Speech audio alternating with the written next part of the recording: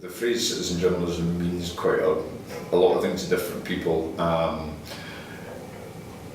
think, as you yourself know, having contributed to the online package on the Saturday, with what could be called amateur footage, but clearly wasn't. It was of a very high calibre. I think we should be looking at those things very actively. Again, we're probably not as geared up as we could be. We've studied other examples in the aftermath and seen how people sourced all sorts of content by using various Twitter sourcing mechanisms like TweetDeck or whatever to find ways of doing it. And again, we'll learn lessons from that. So if it's about getting to people who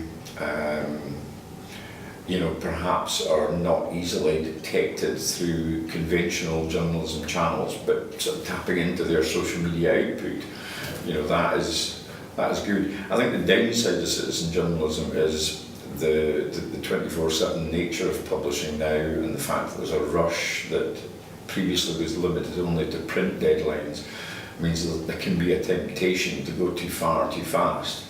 And certainly I remember on day 2 or 3 of Clutha, what I would regard as unfortunate, where relatives who, for very understandable reasons, were grieving, were given kind of oxygen to help produce instant news, where publishers like yourselves drew back from that because, while completely sympathising with them, we also knew that the police and the fire services were doing an incredibly difficult job, and unfortunately it wasn't easy to just dive in and pull a loved one out.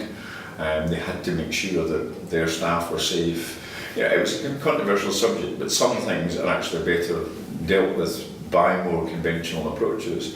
So, you can open the floodgates with social media and citizen journalism and you can regret it, because if you as a brand completely endorse it and buy into it without any appropriate checks and balances, you can actually damage your own brand, and more importantly, you can hurt other people.